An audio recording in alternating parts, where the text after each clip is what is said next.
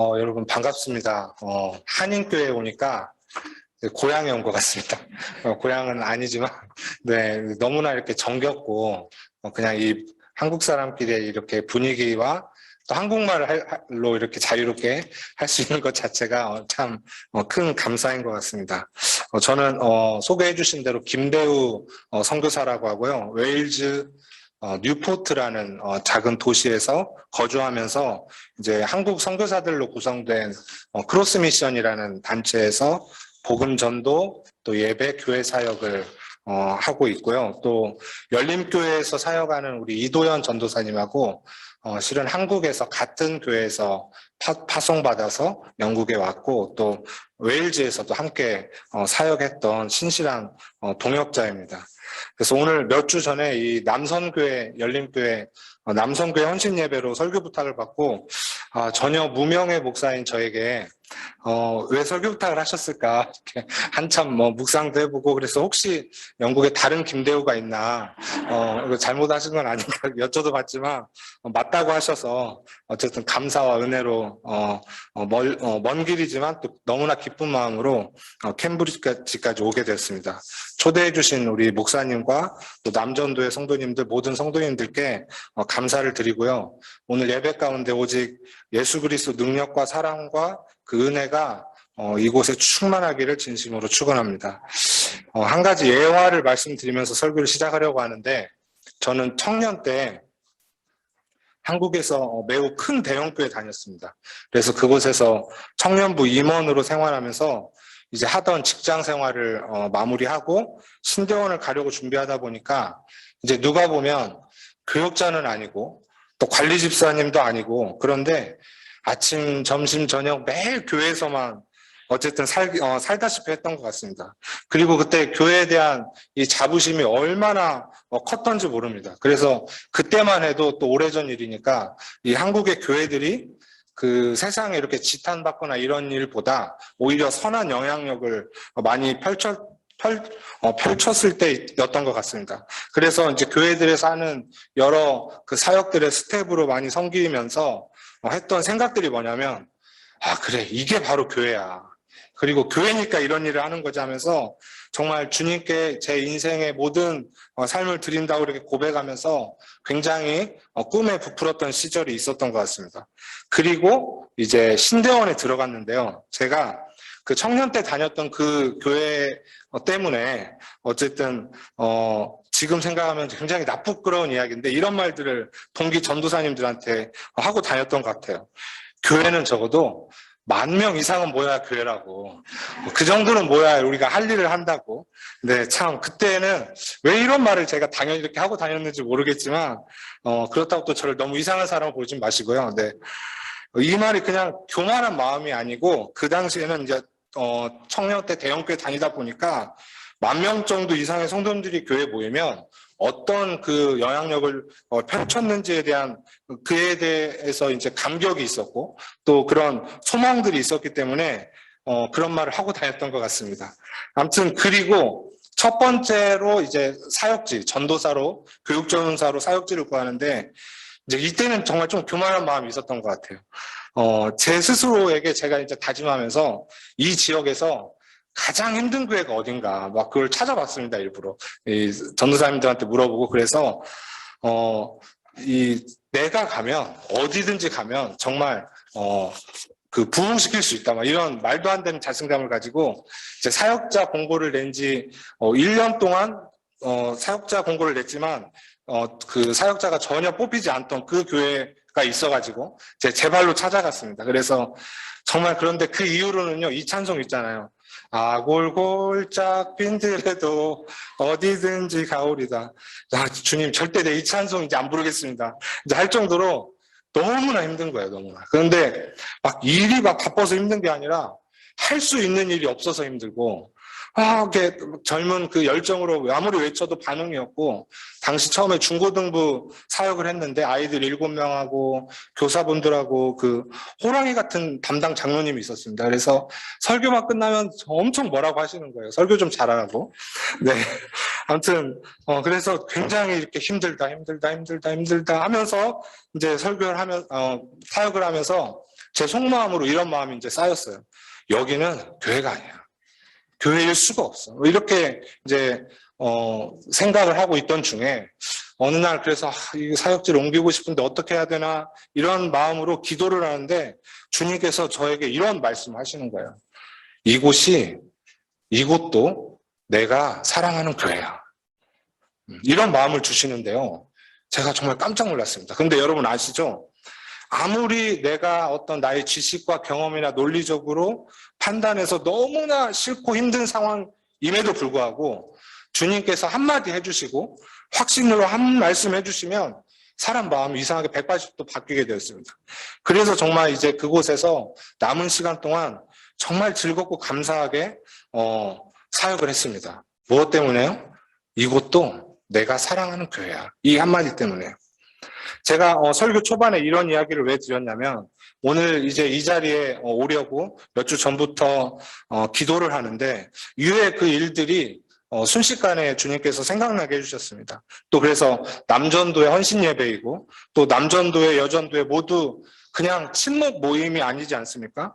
정말 교회 안에서 부흥과 이 복음이 세상으로 뻗어나가기 위한 그 원동력이라고 믿습니다. 그래서 가장 기본적인 우리의 공동체인 그 교회에 대한 말씀을 잠시 전하고 와야 되겠다 이런 마음을 주님이 주셨습니다. 그래서 다른 게 아니라 이 교회는 무엇일까 이 이야기입니다. 그리고 목회자라면 또 저와 같이 선교사로 나와 있는 목회자라면 더더욱 그럴 것이고요.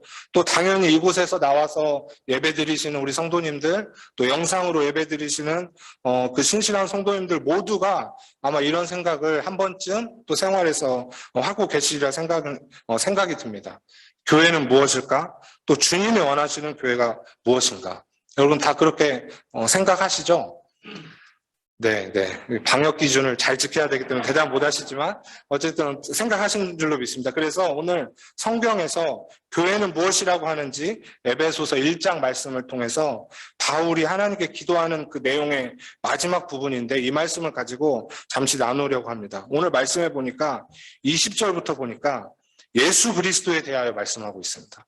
여기서는 예수님과 하나님과의 관계에 대해서 기록이 되어 있는데 그냥 아들과 아버지 이런 단순함으로 설명할 수 없고 이 화법은 정말 그 가슴이 벅찬 상태로 기도를 이어나가고 있는 것 같습니다. 그래서 저는 그냥 이렇게 얌전한 어조로만 이 말씀을 읽어 나가는 것보다 바울이 그 지금 이 기도를 하는 그 모습을 떠올리면서 그래서 막 이렇게 흥분도 되고 정말 이렇게 고조된 어투로도 읽어지는 것 같습니다. 그의 능력이 어디서요? 그리스도 안에서 역사하사입니다. 그의 능력이 그리스도 안에서 역사하사. 이렇게 한 단어씩 보면은 이 깊은 뜻을 생각할 때 너무나 놀라운 거예요. 그의 능력이 어떤 능력입니까? 하나님의 능력입니다. 하나님의 능력이 어떤 능력인가요? 천지를 창조하신 사람이 흉내내거나 꾸며낼 수 없는 설명할 수 없는 그런 능력이 어디에서 역사했냐면 그리스도 안에서 역사입니다. 그리고 이어지는 내용은 우리가 다 알고 있는 십자가 복음 사건입니다. 죽은 자들 가운데서 다시 살리시고 하늘에서 자기 오른편에 앉히사입니다. 그러니까 예수님이 이 땅에 육체로 계실 때 하나님께서 예수 그리스도 안에서 이렇게 이끄신 것입니다.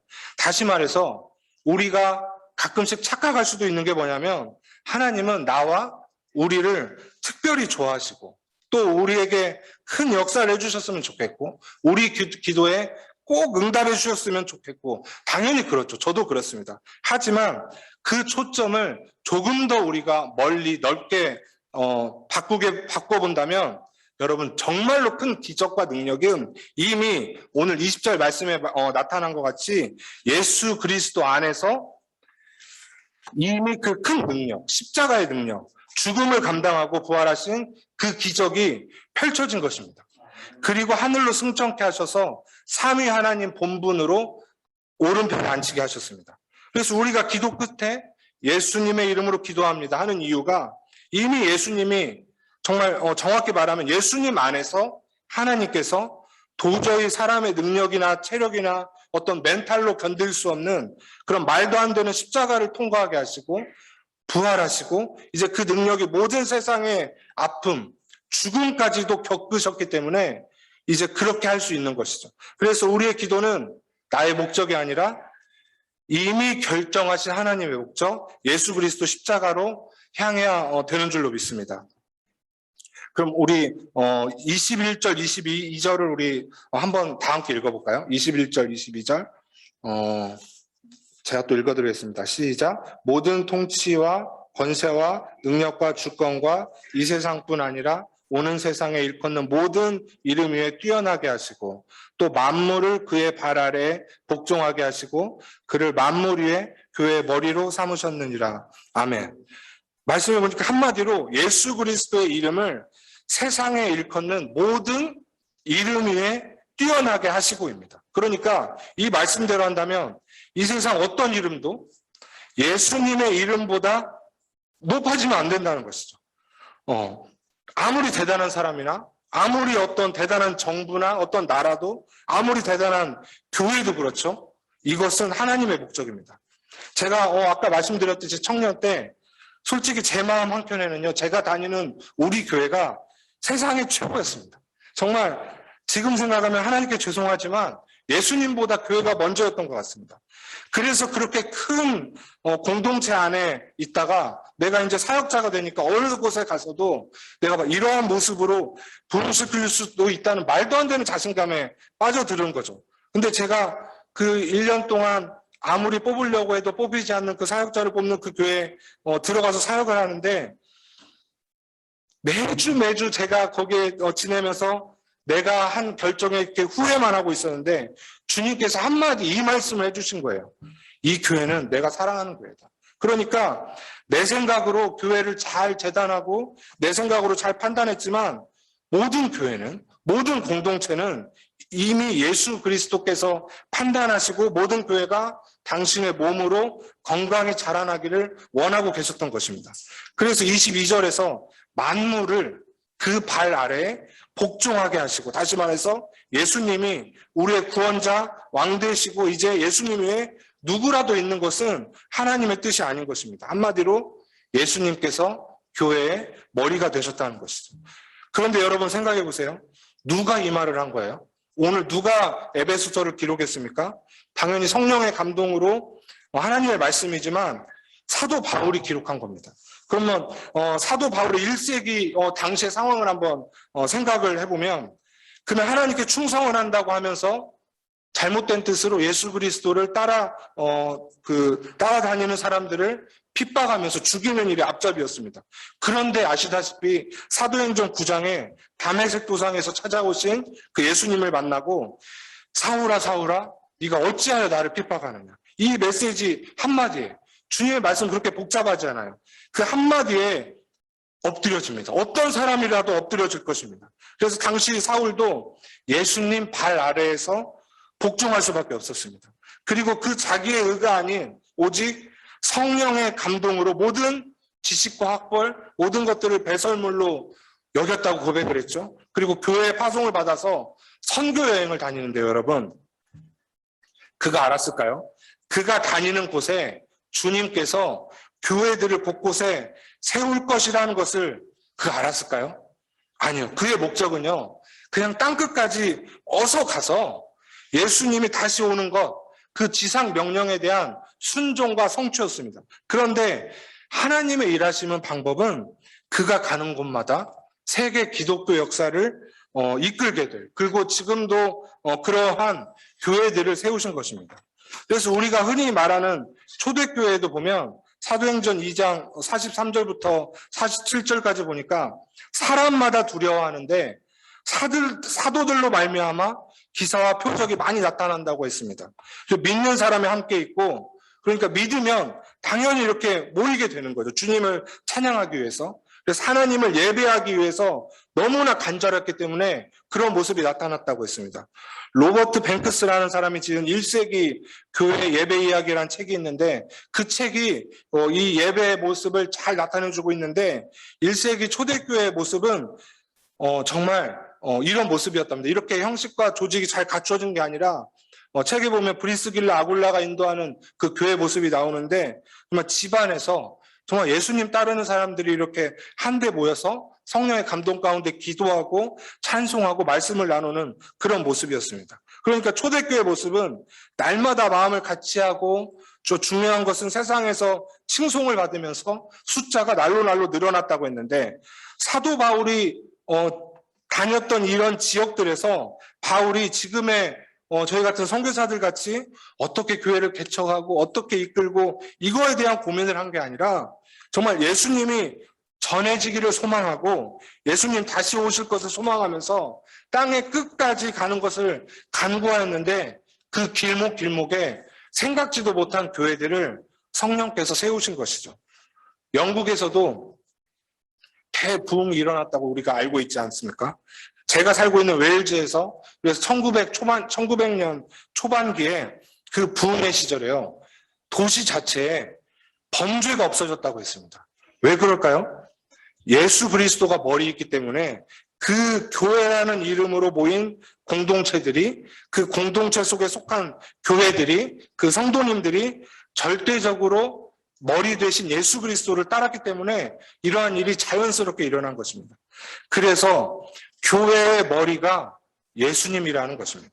다시 말해서 적어도 교회는 예수님의 이름으로 기도하면서 예수님의 생각대로 따라가는, 가신 길을 따라가는 그런 공동체일 수밖에 없다는 것이죠.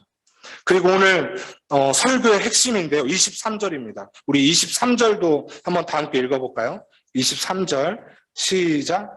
교회는 그의 몸이니 만물 안에서 만물을 충만하게 하시는 이의 충만함이라. 아멘. 오늘 설교 제목이기도 한데 교회는 그의 몸이라고 되어 있습니다. 몸. 사도 바울이 에베소서를 기록할 때 어디서 기록했는 줄 아세요? 감옥 안에서 기록했습니다. 감옥 안에서. 로마 감옥 안에서. 복음 전하다가 감옥에 갇히게 되어서 기록한 건데 그런데 그가 그 안에서 에베소 교회를 위해서 기도하면서 고백한 것은 교회는 그의 몸이라는 것입니다. 바로 얼마 전까지 나 바울은 예수님을 핍박하던 앞잡이였는데 이제는 정말 예수님을 만나다 보니 다 버려도 예수님만을 따라가야 되겠고 이제 예수님을 따르다가 감옥에 갇혔을지언정 내가 선포하는 것은 복음이고 교회는 그의 몸이라는 것입니다. 그래서 복음 자체가 이 세상 가장 큰 권능인데 그 권능으로 말미암아 생겨난 것이 교회이고 그가 봤으니까요. 그리고 그 교회는 바로 예수 그리스도의 몸이라. 무슨 말인가요? 교회가 말 그대로 그리스도의 몸이라면 어느 교회 하나라도 소중하지 않은 교회는 없다는 말입니다. 모든 교회가 예수님의 몸이고요. 그러함에 모든 교회는 우리가 설명할 수 없는 그런 고귀한 공동체라는 것입니다. 다시 말해서 여러분 우리가 습관처럼 마음에 머리에 입술에 우리 그리스도인들이라면 교회들에 대한 이야기를 할 때 교회를 평가하는 기준이 있어요. 그런데 그 조금만 더 생각해 보면 교회가 쉽게 이렇게 평가당할 만한 공동체가 아니라 감히 우리가 평가할 만한 공동체가 아니라 예수 그리스도의 몸이라는 거죠.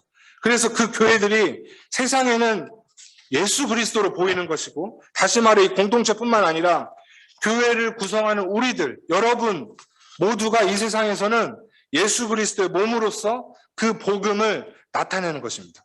그러니까 이것을 감사함으로 받아들이시고 또 그러함에 담대하게 이 세상 공중권세와 싸워서 승리하시기를 진심으로 축원합니다. 그런데 이런 표현을 말씀하십니다. 만물 안에서 만물을 충만케 하시는 이의 충만함이라. 모든 것 안에서 모든 것의 주인이신 분의 충만함이라. 그러니까 교회는 이 세상에 가장 위대한 곳이며 이 세상 모든 것의 충만함이 이곳에 담겨 있다는 것입니다. 여러분이에요. 여러분의 마음속에요. 그럼 언제 교회 모습이 정말 이렇게 글자와 같이 위대해 보일까요, 여러분? 저는 여기서 답을 찾습니다. 요한복음 17장에 보면 예수님께서 십자가에 죽으시기 전에 이제 남겨진 제자들 그리고 제자들을 통하여 예수를 믿게 될 사람들, 우리들까지요, 를 위해서 기도를 하시는데 뭐라고 하시냐면 요한복음 17장 21절에 보니까 아버지여 아버지께서 내 안에 내가 아버지 안에 있는 것 같이 그들도 다 하나가 되게 하사 세상으로 아버지께서 나를 보내신 것을 믿게 하옵소서. 내게 주신 영광을 그들에게 주었사오니 이는 우리가 하나 된 것 같이 그들도 하나가 되게 하려 함이니이다. 이제 23절에 오늘 내용과 맞아지는 내용이 있습니다. 곧 내가 그들 안에 있고 아버지께서 내 안에 계시니 그들로 온전함을 이루어서 하나가 되게 하시겠다는 것입니다. 그러니까 여러분, 만물을 충만케 하시는 이의 충만함이 교회이고요. 그래서 그 충만함으로 모여진 교회들은 모두가 그리스도의 몸인데, 그럼 그 몸이 어떻게 아름다워 보여질까요? 여러분의 몸이 어떻게 아름다워 보여집니까? 그 몸이 자연스럽게, 조화롭게, 다 함께 그 머리에서 하는 생각을 따라서 한 모습으로 움직일 때 위대해 보인다는 거예요. 여러분, 우리가 그렇다면 왜 사랑해야 되고, 그리스도인들은 왜 용서를 해야 되고, 왜 때로는 손해도 참아야 되고, 왜 나는 때로는 바보같이 당해야 되고, 왜 그래야 되냐고요?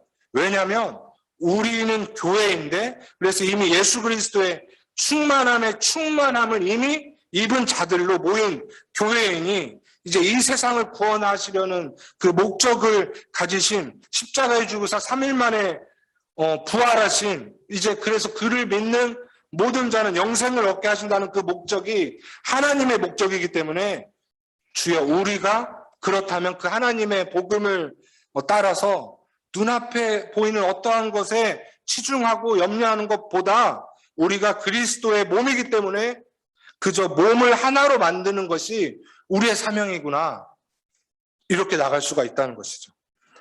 여러분, 교회들이 그래서 각 그리스도인들이 이렇게 하나된 마음으로 각자가 그리스도의 몸이라는 것에 대한 담대함과 믿음으로 나아갈 때 어떤 그 모습, 어떤 자연스러운 모습이 나타나냐면 바로 이것을 가지고 부흥이라고도 할 수 있습니다. 그러면 세상에서는 이런 교회들을 바라볼 때요, 분명히 자기들의 가치관과 어떤 다른 모습의 이 모임들을 바라보면서 속으로 어떤 생각을 할까요? 단순하죠. 첫 번째는 이런 생각을 할 거예요. 왜 이렇게 불편하고 어렵게 살려고 하는 거지? 그래서 막 물음표를 던지겠죠. 그런데 신기한 것은 두 번째예요. 대부분 또 이런 생각을 하죠. 그런데 나도 그렇게 하고 싶다, 나도. 왜요? 모두가 하나님의 피조물이기 때문에 선한 방향으로 나아가려는 그 본심이 있기 때문입니다. 착해지고 싶고 선한 영향력을 끼치고 싶은 그 본성은 누구에게나 있는 것이죠. 그래서 한 교회만 특별하게 부흥하고 이런 모습이 아니라 모두가 같은 모습으로 함께 교회들이 경쟁 상대가 아니라 소중히 여길 때 이러한 모습을 세상에서는, 또 우리의 지금까지 역사에서는 부흥이라고 하고 있습니다. 말씀을 마무리하겠습니다. 저는 한국에서 10년 좀 넘게 전도사, 강도사, 또 목사, 부목사로 사역하다가 영국으로 선교하러 나왔는데요. 어쩌다가 아까 말한 그 청년 때 10,000명 넘게 모이는 교회 다니면서 영국으로 단기 선교 한번 오게 되었습니다. 2008년도에요. 그리고 그 후에 단기 선교만 같은 모습으로 10번 나온 것 같아요. 10번. 열린교회 성도님들은 마음이 너무 열려 있어서 별로 안 놀라시지만, 네, 10번이요. 그러니까 한국에서 함께 저랑 같이 오신 분들 숫자만 해도 200명이 넘고, 재정도 엄청 많이 들어간 거죠. 그래서 오래전부터 누구와 이렇게 이야기만 하면 10분만 넘으면 할 이야기가 영국 이야기밖에 없었던 것 같습니다. 그런데 저만 그런 줄 알았더니 선교사로 나오니까 이곳에 있는 선교사님들 대부분이 그러신 것 같아요. 근데 아무튼 영국에 처음 왔을 때 어떤 일이 있었냐면, 그때 캠브리지 말고 옥스포드에서 주님이 적어도 저에게는 분명한 메시지와 기적을 보여주셨는데, 그때 우리 단기 선교가 일정이 다 캔슬이 됐습니다. 뒤죽박죽이 됐어요. 영국까지 왔는데 뭘 해야 될지 모르는 상황이었어요. 근데 정말 거짓말같이 우리가 이제 옥스퍼드에 갔는데 모든 팀원들에게 성령님께서 같은 마음을 주신 거예요. 너희들의 세운 계획이 틀어졌다고 나의 선교를 그만둘 셈이냐는 그런 마음을 주셨습니다. 그래서 어떻게 할까 고민하다가 거리에서 우리가 찬양하면서 예배하면서 기도를 하는데 지금도 동일하고요. 영국에 그 명성이 많은 교회들이 많고 거장 신학자들이 계시지만 주님을 진심으로 예배하는 그 교회가, 그 몸된 교회로서 만물의 충만함을 담을 만한 교회가 별로 없으니 이곳에서 교회로 예배하지 않겠냐라는 그 마음을 주님이 부어주시는데 뭐라 이렇게 변명할 수 있는 것이 없었습니다. 그래서 그 마음으로 지금까지도 오고 있고, 그런데 이제 그렇게 예배하는 그 찰나의 길거리에서 어떤 자매 한 명이 우리 팀 옆을 지나가면서 질문을 하는데 10년도 더 된 일이죠. 그러니까 자기가 유학을 왔는데 갈 교회가 없다는 거예요. 근데 저는 그때 당시에 어떤 마음으로는 깜짝 놀랐습니다. 아니, 자기가 믿음이 정말 좋은 상태로 왔는데 이곳에서 어느 교회 예배를 드려도 정말 그 주님을 향한 간절함이 없어서 도저히 갈 교회가 없다는 거예요. 근데 그 마음이 제 마음을 쳤습니다.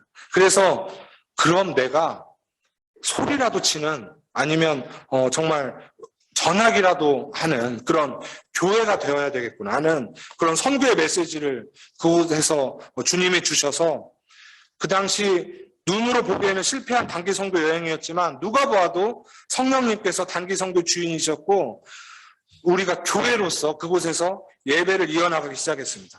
그리고 이후에 계속되는 그 단기 선교 여행 가운데 너무나 자연스럽게 모든 목적은 우리가 교회로서 영국으로 예배를 이어나가기 위함이었고요. 지금도 그렇습니다. 저희 팀 이름이 크로스 미션이라고 했잖아요. 그래서 실제로 우리가 나무 십자가를 들고 전도를 하러 다닙니다. 아마 곧 캠브리지도 올 수도 있는데, 그 웨일즈뿐만 아니라 다른 도시들도 계속적으로 다니고 있는데요. 때로는 우리가 외치면서 전도지 나눠주는 일에 열중하지만 제 속의 대부분의 마음은 이 가는 곳 땅들의 그 땅을 밟으면서 정말 예배자들이 이 땅에서 다시 회복되기를 간절히 기도하면서 다니고 있습니다. 그래서 어디를 가나 교회 건물이 많이 있잖아요. 근데 그냥 지나칠 수가 없고 어느 교회이든 어느 문을 닫았던 아니면 모이는 교회이든 할 것 없이 그저 그 교회에서 한때는 신령한 부흥의 그 감격에 가득 차서 만물의 충만함을 담았던 그런 그리스도의 몸으로서 이 사회의 빛과 소금으로서의 선한 영향력이었을 건데, 이젠 어떻게 할 방법이 눈에 보이지도 않을 수 있고 또 누구 탓만 할 수도 없기에 그저 내가 교회라면, 아직 우리가 교회라면 여러분, 우리 안에 그 만물의 충만함을 담고 그들을 위하여 손 뻗고 기도하면서 예배하는 이 모습 자체가 정말 세상에 선한 영향력으로 보여지게 될 줄로 믿습니다. 그리고 우리 안에 정말 간절함으로 주님 다시 오옵소서, 다시 오시옵소서, 사도 바울이 고백한 것 같이 그런 마음으로 신실하게 나아갈 때 우리가 생각하는 것보다, 기도하는 것보다 더욱더 큰 역사들을 주님께서 교회 가운데, 여러분 삶 가운데 보여주실 줄로 믿습니다. 사랑하는 열림교회 모든 성도 여러분, 요즘 많이 힘드실 줄로 압니다. 코로나 때문에. 또 저는 또 옆 사람들은 알지 못하지만 아무리 친한 사람에게도 말하지 못할 어떤 고민과 염려도 있으실 줄로 압니다. 그런데 누구에게나 힘든 일이 있죠. 자녀 문제, 재정, 직장, 신앙 문제. 또 일상에서 편안함을 가지고 있을 분들이 많이 없을 줄로 압니다. 또 혹시 즐거움들이 있죠, 당연히. 그런데 그 즐거움들을 얻는 통로가 어디이십니까? 어디서 즐거움을 많이 느끼시나요? 여러분, 그런데 그거 아세요? 여러분이 그리스도의 몸으로서의 그 교회의 일원이라는 것입니다. 여러분, 그 계신 그 자리에서 우리가 그냥 살고 있는 모든 삶의 지경에서 그곳에서, 그곳이 화려한 곳이든 아니면 눈에 보기에 어떤 초라한 곳이든 그게 아니라 그 자리에서 우리가 그 교회의 그 모습이라는 것입니다. 만물의 주인이신 예수 그리스도의 충만함이 바로 여러분 안에 이곳에 있고, 세상은 그 모습을 통하여 구원을 받는다는 그 놀라움 속에서 여러분 모든 다른 일상들을 기쁨과 평안으로 이어나가실 수 있으리라 믿습니다. 그러한 감사와 은혜와 사랑이 넘치는 저와 여러분 되기를 진심으로 축원합니다.